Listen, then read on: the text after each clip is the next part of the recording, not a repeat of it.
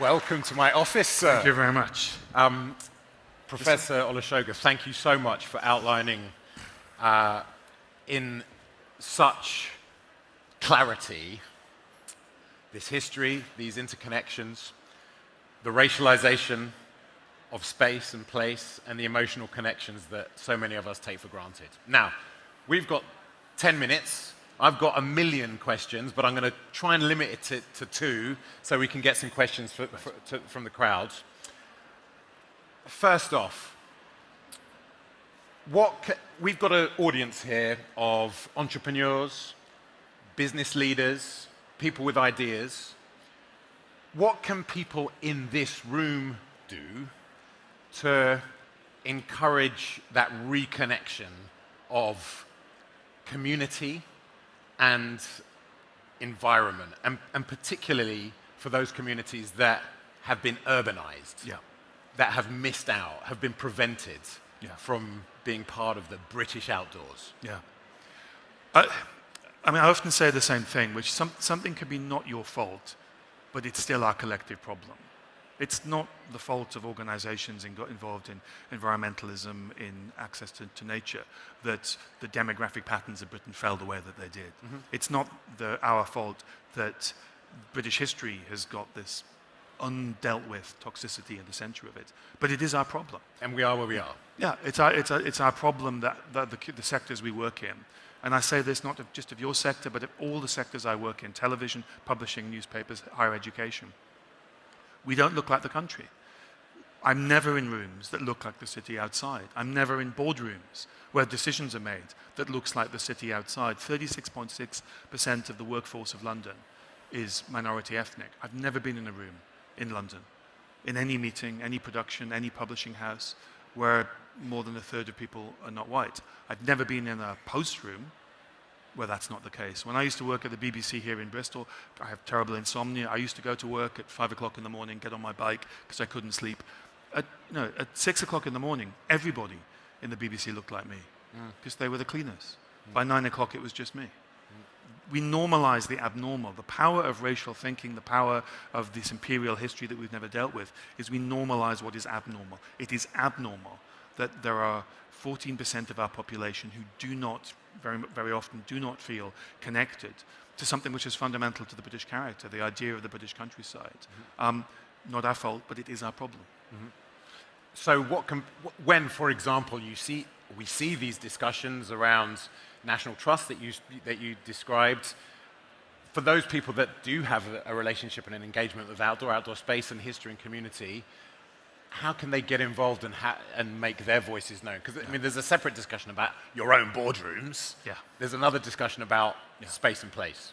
Well, I don't think it makes it easier when one of our most beloved organizations makes a very simple step, and Corinne Fowler, who was at the center of this research, is here today. And what it leads to is highly personal, highly orchestrated attacks. The idea of being both environmentalist and caring about community engagement, when it leads to that level of opposition, it doesn't make it easy. It doesn't make it an attractive proposition. I think the first thing we need to do is to support the National Trust, because they are the canaries in the coal mine. If we live in a political environment where actually wanting inclusion is seen as a political stance, where wanting to recognize histories that people aren't denying took place, they're just saying they don't want to hear them. We need to defend the National Trust because it's the National Trust today, it's any other organization tomorrow.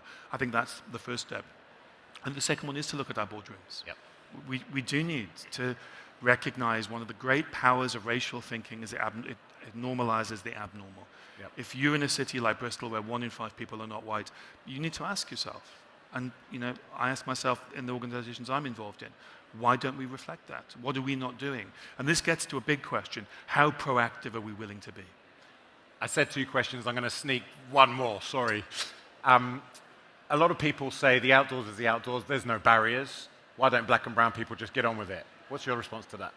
I think I have strong memories of being on trips when I was younger and feeling deeply unwelcome in the natural world. I mean, a few years ago we had that ridiculous scandal with Midsummer Murders, when the writer of that said that he didn't include black people because black people aren't in the countryside. He did that when the town that they've used as the notional setting has got a minority community.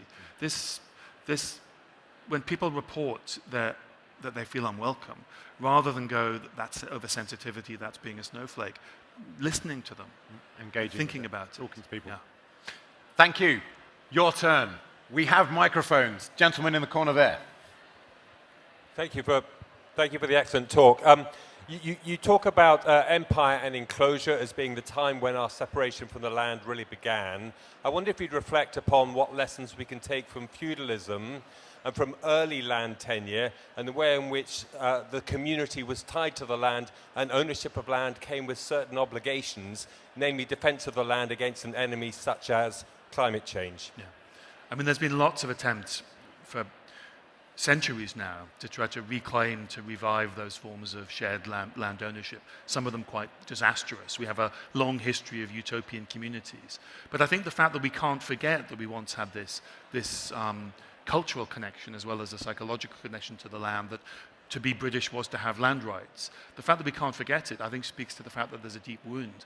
I don't think I'm qualified to speak about how we might revive it, but the fact that that sense of loss has echoed through generations for centuries now, which I think speaks to the fact that it was an incredible rupture to urbanize at that pace, to that percentage, over such a short number of generations, is something I think we're still psychologically reeling from. If that answers your question. Question here, Charles.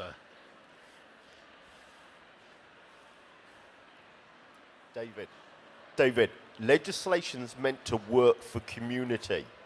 If you had a magic wand, what legislation do we need to enact? It's the fundamental legislation. We need to change the voting system. There's no developed country in the world has first past the post. It's us and Belarus have first past the post. It's a distorting system that pushes people to the extremes. It creates board church parties that are unstable, and it doesn't allow us to have any reflection of how we really think. We are one of the most progressive nations in Europe, and we are represented by, and have been represented repeatedly, by politicians who are far more extreme than the background population. If you look at the attitudinal surveys, this is a much nicer country than the news or the Twitter would have you suggest. We need to change the voting system. It creates extreme governments.